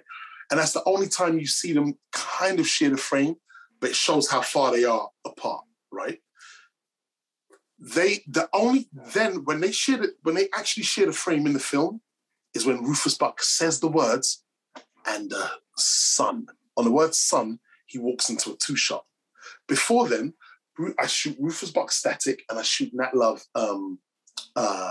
steady cam. And as the information gets worse and worse, I shoot him handheld. So it's all kind of wobbling. Rufus Buck is static and a wife and a son. So it's those kind of things that, okay, that's a really deep and emotional scene and traumatic. You're dealing with a lot of trauma there, like family trauma. But the film is not about Black trauma, right? I don't necessarily want to tell those stories as a filmmaker, but I do believe they should be told. I believe that we should have the whole World War II is actually a genre in cinema. Mm-hmm. It's a genre of film. You can have a World War II shelf, and it's just all World War II. It's a genre. So we should tell all of our stories, but all of our stories aren't trauma. We have some magnificent tales. You know what I mean? Yeah. And all of them don't have to deal with white people living in the. When I wrote the scene, when I handed in the script, there was a producer, a white producer, and he said, Jeymes, how do they get away with killing all those people on the train? It was an odd question. To me, it was a bizarre question. I said, because I wrote, they get away. He said, and this is I promise you this is a real conversation. He went, but how? I said, with Final Draft. But yeah, but how? I mean, look, if you turn on, you have to download Final Draft, you turn it on, and you just write. And then you press enter and full stop. And they get away with it. But how? I mean, just say what you want to say. How did they get away with killing all those white people on the train? The same way white people have got away with killing black people on trains, planes, and automobiles since the beginning of Hollywood. In this movie, they get away, and those guys are rapists and murderers. And in the story, it's sanctioned by the government. What is your beef? People are so just not used to it. They're actually, yeah, but they can't get away with it. Yes, they can. In my movie, they can. Like, they're not white. They're murderers and they're monsters, those guys. I'm training bad soldiers. It's not like black people killing white folks. If that's what you get from that scene, you've missed the whole point of the film. Another thing I'd like to point out, just because I'm giving you all of these gems, is, it's interesting. Because I watched this movie, right? And I say to myself, it's controversial what I'm about to say. The Rufus Buck gang in this movie are goodies. They don't do anything bad in the movie. The only bad thing they do in that film, only one bad, is kill that guy in the town. That's the only bad thing they do in the movie. They kill the guy in the town. Whereas, and I love exploring these things, right? And almost like, not playing tricks, but almost like making us question why we regard certain people as goodies and why we regard other people as baddies. The Nat Love gang, as soon as you meet them, they're murdering people in cold blood. They're murdering people in cold blood. There was no internet those days. There was no FaceTime. That could have been the most friendliest bank robbery in the history of bank robberies, the Crimson Hood gang. Yeah. They robbed the bank. Okay, that could have been a really, really non-violent bank robbery. But because they were in Crimson Hoods, it's totally fine for them to be picked off in cold blood and the entire crew, bar one, murdered. Why are you robbing them? Nat Love and this crew are stoned. That's a really bad thing to do. But we regard the Rufus Buck gang as the baddies. It's a really crazy thing. But if you look at it, Jonathan always says it's about fair, like an even playing field, which is an interesting thing. We spoke about it the whole time, like how it's going to be perceived that the Rufus Buck gang are baddies, which I designed it to be perceived that way. But they're actually he's trying to do a good thing for his town. He tells Wiley Esco, a man like you will have us living in subservience till the end of our days, just so you can buy a big flashy house and those goddamn gold teeth. Rufus Buck wants to do something for his people. Yeah. But it's not loving them. It's just robbing people. If I could add to that real quick, part of my notes when I watched the documentary, the movie, is Rufus is trying to build a promised land, right? And then you play the promised land, right? And so this is a metaphor for the goals, I would argue, for most social movements of the African diaspora, right? Which may in part, I thought, explain why there was so much reggae music in the film. Even though it's a film about the American West, because so much of reggae music is about the history of slavery, social death, emancipation, and the continued struggle to create the promised land free from anti-Blackness and neo-colonial relationships with the former enslavers and colonizers. Exactly, brother. Exactly. And for me, I wanted to show that, like, melodically, we're one. We're one people. And yes. if you hear I hope I'm not taking up too much time when I'm talking to you. Like, I mean, we're past time, but we also wanted to just be able to, like, because you're here and we wanted to obviously talk about the film and everything. I'm like loving it. So yeah. I'll just say with regards to the music. If you look at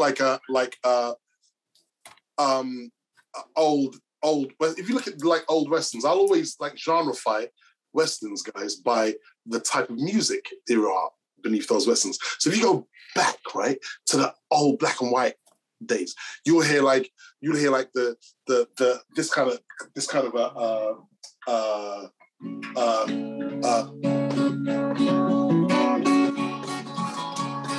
and it'll be like, her name was Jackie riding up the hill. You hear that kind of music, right? And then if you go on, the music became kind of like grander and more orchestral, right up to Elmer Elmer Bernstein's score for Magnificent Seven. Dun, dun, dun, dun, dun, dun, dun, dun, dun, dun. Then it went to Italy with Sergio Leone and Ennio Morricone. And it'd be like, ding, ding, ding, ding, ding, ding, ding, ding, ding, ding, ding, ding, ha, ha, ha, he, ha. But none of these themes and none of this music was Western cowboy music.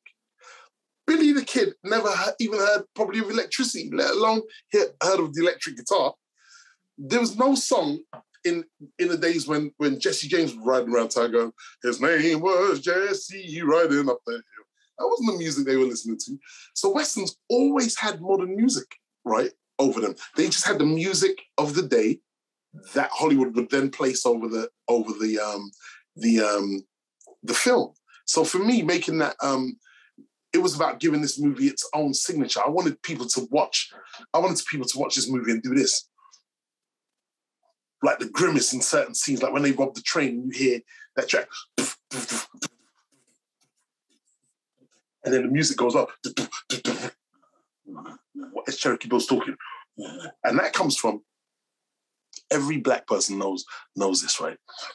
On a Saturday night, you and your crew will be walking down the street looking for a party that you're not invited to, right?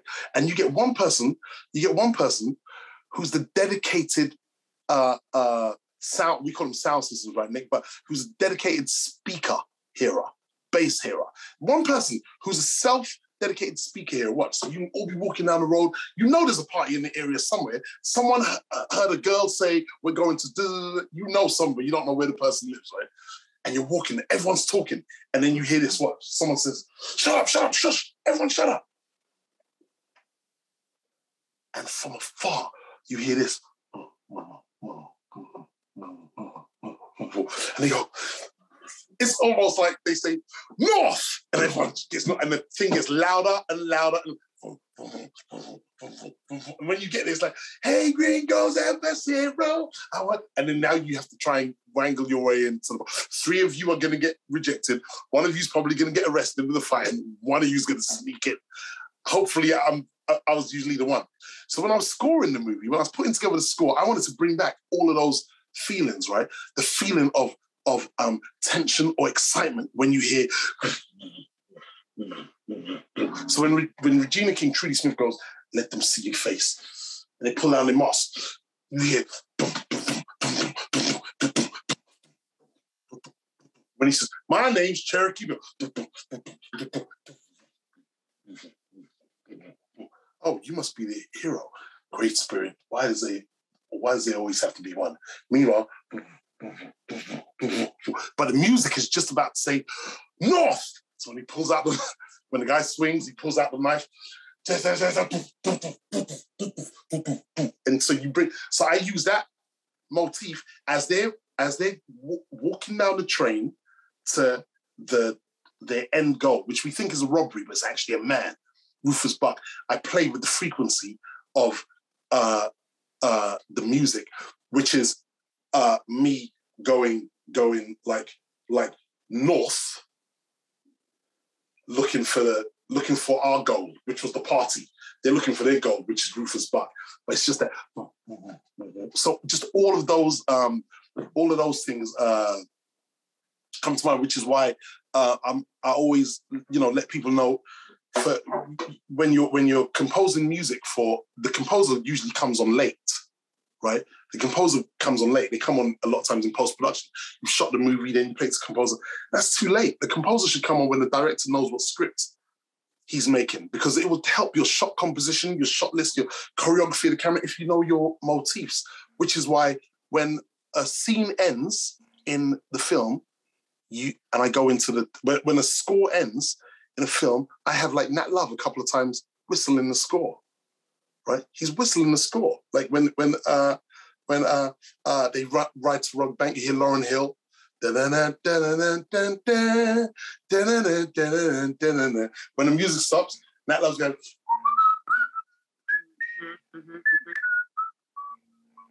I can only do that if I know what the music is before I shot the film. Like you have so much more leeway to create when the composer's on early. In this case, I was the composer, so I would be knowing all the joints, like, you know what I mean? If that makes any sense. No, that makes perfect sense. Yeah. You can, if you know that ahead of time, you can play with the editing, and so you can play to that. Yeah. You know that ahead of time. Yep. You know the editing, and it all just meshes together. Yeah, I'll be playing music on set most of the times. Like sometimes I'll play the score. Other times I'll just be playing songs. We'll be in between takes. I'll conclude by saying we'll be in between takes, and I'll look around. I'll be like, okay, I'm going in. I'll show you something later. Let's just wait. This is on set. When Trudy Smith goes to Nat Love's, so we had turnaround. I was like, how long turnaround we got? It was like an hour. An hour? Everyone hit the streets. So I had a big speaker, like tannoys set around Redwood. We shot everything on location. No studio, no sets. And I had like a big speaker in my video village, like, which is portable. And I'll just do this while we're on set. This is Regina. Oh my God. What's this? It's on set.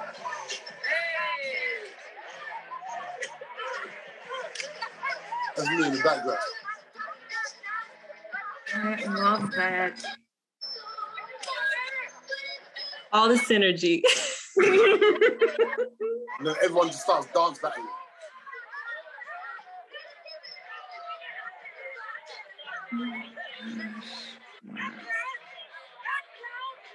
Background. It's no big deal. Like, so I'll be having like proper sound clashes and like just on set. Like the making of the film is for us, and I think that bleeds into what you see and how much fun we were having. You want to remind people that you're actually making history. I can't wait till we announce and you guys hear about the next film that I'm making. Yes, we cannot. Oh, it's if you think I made trouble with The Harder They Fall, clutch the pearls on the next one. Yes. Because there will be, on that announcement, and I give a clue. I give a huge, this is the first people I'm telling this. Great. I give a huge clue in The Harder They Fall of the next film I'm doing. A huge clue. It's huge. Does it have to do with the ending? That ending? Because I need answers, man. Right. You need answers. Don't say nothing. But as soon as it's announced, like you guys are gonna love it, man. I think everyone on this literally everyone's gonna be. As soon as it's announced, I personally believe everyone's gonna be talking about this Tish. And then you find out what it actually is. Yeah. It's one of those ones. Like, we've never had one of these. Take it from me, right? I have seen a semblance of a black cowboy before in a film. Whether I've been pleased with the portrayal, but Bucking the Preacher, Boss, there's been scatterings of like a black cowboy and black cowboys. The next film I'm shooting, we have never seen any of this imagery in cinema before, ever. Literally ever. I don't know one person that watches more films than me, right? We've never seen any semblance of this kind of imagery ever. And it's gonna be a doozy. Like, you're gonna love this thing. Yes. Well, as people are saying in the chat, you have to come. We have to have you back. You have to come back. Fully.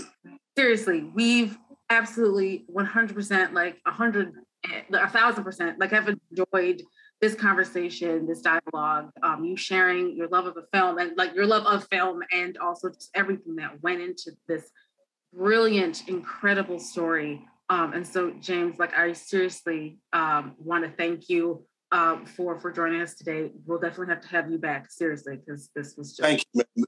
The pleasure's all mine, and this has been amazing. That's why you have to kind of like pay attention to the universe, listen to what's going on, because now I know all of you guys. It's just an amazing thing. You spent so many years putting something together, and people tell you it can't get done. And it shows that, there's an Italian man called, I'll leave you with this. There was an Italian, knowledge is stronger than belief, right? Like, knowledge is stronger than belief. I have a lot of Muslim friends, and a lot of them don't drink alcohol, but a lot of them smoke cigarettes. It's a crazy thing. Like, they'll be talking to me, not drinking alcohol because it's haram, but smoking cigarettes. And I always tell them, that's interesting, because cigarettes is so bad that white folks have outlawed it. When white folks outlaw something, this means it's white folks gave it. Nah, this is too evil. And it's because Newport isn't mentioned in the Quran, right? They didn't have Newports those days. So, because Allah would have outlawed Newports long before he outlawed a glass of wine. Okay, but it's because you believe. I always tell my friends, right? It's because you believe in Allah. You don't know he's there. 2 boxers in a ring. Usually, one boxer believes he can win, and the other boxer knows he's going to win. So if you watch Mike Tyson versus Michael Spinks, the fastest heavyweight title bout in history, 91 seconds. When Mike Tyson goes and defeats Michael Spinks, that wasn't the amazing thing. The amazing thing is what he does after. He turns around to his trainer, Kevin Rooney, and just does this. And walks off. He knew what he was going to do to that man. Knowledge is stronger than belief. I didn't believe I was going to make the hardly fall. I knew I was going to make it. And as hard as it was through those years, putting it together, I knew I was going to make the hardly fall, right? I just knew it. Like, no, nothing's going to get in my way. Not hell, no hell or high water.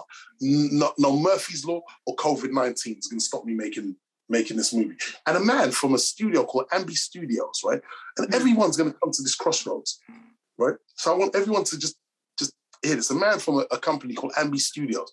He's the head of it. His name's Andrea Iavolino, a cool Italian guy. He never calls me Jeymes. He calls me bro. And he said, bro, you are never going to make this movie. No one tells me never. It's my life. It's like saying you're never going to wear jeans, denim. You're never going to make this movie. And then he said a really deep thing. He said, take $5 million. Make any movie you want. $5 million is a lot of money. Make any movie you want. If this is successful, then, bro, you make another movie. I give you $7 million. You make another movie. If that's successful, bro, I give you $10 million. People want to work with me. I am giving you $5 million to make your first movie. Make your first movie. And yeah, but my first movie, brother, is The Harder They Fall. It's a Western. Bro, it's too big. This is your debut movie. It's too big. The script, it looks 30, 40 million. It's too big. And at the time, we thought it was 40. And I told him, look, man, a human being's biggest flaw is when something is named, it's no longer magic. That's not magic. That's FaceTime. That's not magic. That's Bluetooth. That's not magic. That's infrared. What, is there a man called Infra whose color is red, hopping out your phone and switching over your TV? Speak to Nikola Tesla the day before he gave us the radio wave. This dish is magic. And I went, we are magical creatures. Just because my name is Jeymes Samuel, it doesn't mean I'm not magic. Just because I'm in front of you, it doesn't mean I'm not magic. I'm magic. And my first movie is a work, in my eyes, of magic. I was thinking the budget was going to be 40. It ended up being $90 million for my first movie. But I knew I was going to make it. Nothing was going to stand in my way because I didn't believe for a second. I just knew I was going to make it. And I knew there's an audience for it because I exist. And so do billions of others like me. Not just Black people, but billions of other people that want to see, that tell themselves they don't like Westerns because they're malnourished. We're malnourished. No wonder it's hard to meet a woman that likes Westerns if they're erased from it. And when they're shown, they're prostitutes. Like, I won't like them either, right? And Black people. So knowledge is stronger than belief, man. Like when you're walking a road, know where you're going, right? And don't let anybody limit or limit your destination. It's not an ambition. I hate people say it's really ambitious. It ain't ambition. It's a destination. Do not let anybody limit or ceiling your destination with their own limitations. You know what I mean? Don't let no one ceiling your destination with their own limitations. Know where you're going and keep walking towards it. And then in the end, what happens, the beauty of making something like The Harder They Fall is I meet all you guys. Now we all, know each other. Like I meet all you guys and we can all communicate and talk about all the stuff we like and dislike in film and so that's an amazing thing. And look how we're doing it through wireless. It's all magic. The things we take for granted. We walk down the street going, we can't even look at that magical flaming thing in the sky we call a sun. And this is magic and we ignore it every single day. Oh, it's too hot. Like we never marvel at all the things that is around us. I love the fact that we can marvel. Most Def, he always goes, wow, with everything. I always make fun of him. He's always like, wow, but because he really sees the magnificence in life. And I always want to search for that wow moment. And this today is a wow moment for me. You know what I mean? I was just chilling, minding my own business on Twitter. Next minute, I meet Jackie, Nick, Deborah, Justin, Gabrielle, Michelle, Katrina, like just all the gods in the Courtney. Like this is an amazing thing. Who knows what I would have been doing right now? Been watching one episode of I don't know. But my point is, in the words of Vinnie Jones in Guy Ritchie's debut movie Lock, Stock and Two Smoking Barrels, it's been emotional. Oh my gosh. On that note, Jeymes, thank you. Thank you so much. I know everyone that we did not get to questions, but I hope you enjoyed the conversation as much as I did. Thank you. I loved it. Much. Thank you so much. This is a gift. Thank you to our panelists as well for joining us and educating us and getting into conversation. A couple of things before everyone hops off. I just wanted to share with you again, so where you can find Our Voices Project. So you can go to ourvoicesproject.com. We're on YouTube, Facebook, Instagram, and Twitter. If you go to our website, you can also get to our social media from there, as well as sign up for our newsletter if you haven't already opted in during registration. So that is us there. And then we are going to be talking at the Anti-Racist Education Conference on March 12th. That's a Saturday we're going to be there. The event itself is from 9 to 3, but we will be talking at 1:15 just about how we're incorporating anti-racist curriculum in schools through visual storytelling. Up there at the top is a QR code if you would like to register. We will also send you the link along with the recording of tonight's event. So be on the lookout for that. And then next month, we are going to be talking about See You Yesterday, another film on Netflix. That'll be on March 31st at the same time from 6 to 7:30. Just for all of those of you who haven't watched it yet, just as a warning, there is police brutality in the film. But again, I do appreciate all of you for coming out, for hanging out with us. Jeymes, once again, we'll have to do this again sometime because I could talk literally all day films. It's what I do. It's why I got into filmmaking. This is why I wanted to do this series. Thank you so very much. Thanks once again to our panelists and for all of our audience members. I really appreciate you. Thank you so much, everyone. Peace to the Black Gods. Thank you so much, everybody. Thank you. Thank you. Love and appreciation, Jeymes, from Trinidad and Tobago. Oh, wait. My sister. Easy, Michelle. Thank you. Thank you. Thank you. We see you now. Thank you, everyone. Thank you.